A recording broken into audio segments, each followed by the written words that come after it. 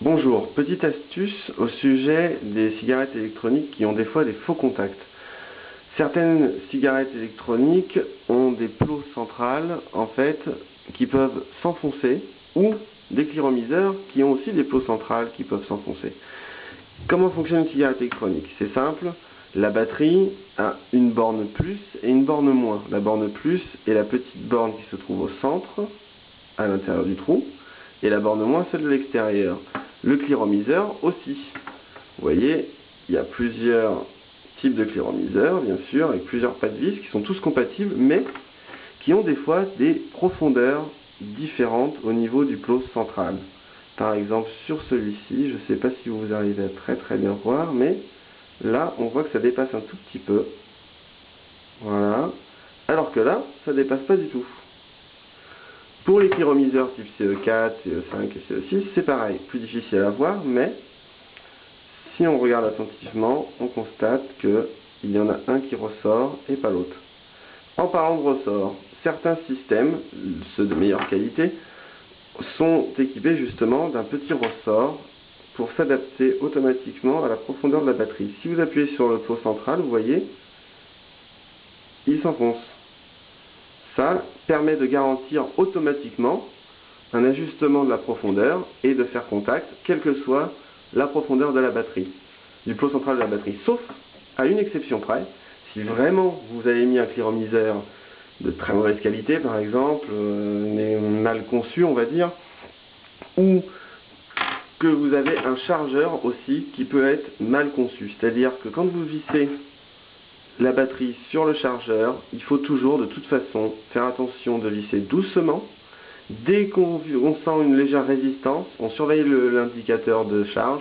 Dès qu'il passe au rouge, hop, pas besoin de serrer plus fort, c'est bon, le contact est fait, ça charge la batterie. Si vous serrez très fort, vous pouvez enfoncer le plot de la batterie à l'intérieur de la batterie, et donc là, à ce moment-là, la fois d'après, quand vous mettez votre cliromiseur, s'il ne dispose pas du système sur ressort, et bien forcément, ça ne fait pas contact. Donc, deux possibilités. Quand on a un souci, soit c'est le plot central de la batterie qui est enfoncé, soit c'est le cliromiseur qui a un plot central enfoncé.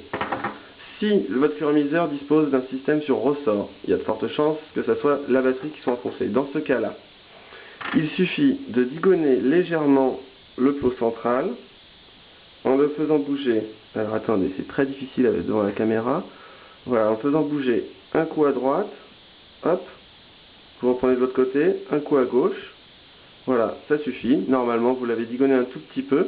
Et en fait, comme il y a une rondelle en caoutchouc et que c'est conique, le fait de le digonner un petit peu de droite à gauche, automatiquement, ça le fait remonter. Pas besoin de forcer, vous faites juste un coup à droite, un coup à gauche. Maintenant, si jamais cela vient de votre cliromiseur, alors par exemple, les cliromiseurs Inokin, qui sont de très bonne qualité, malheureusement, ne sont pas équipés de système sur ressort.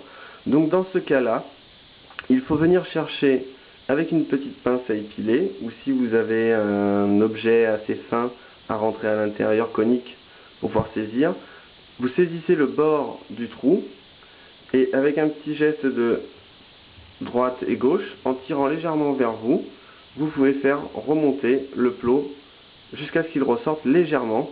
Pas besoin de le remonter beaucoup, vous voyez, là, je vais faire remonter à peine, c'est vraiment... en fait, il faut juste qu'il soit à effleurement. Normalement, il est à effleurement. Mais si vous arrivez à le faire remonter genre d'1 millimètre, ça suffit.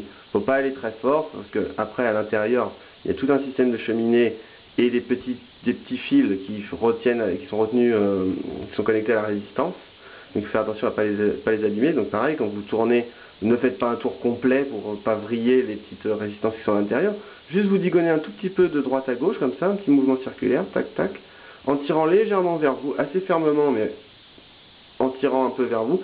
Dès que vous voyez que ça monte, hop, vous voyez là, je sais pas si c'est pas facile à vous faire voir, mais suffit que ça dépasse un tout petit peu. De toute façon, vous remettez sur la batterie, et là, normalement, la batterie est verrouillée. Voilà. Et là, normalement, moi, il n'y a pas de liquide, donc ça devrait rougir. Non, on voit pas la caméra. Non, la caméra n'est pas assez sensible.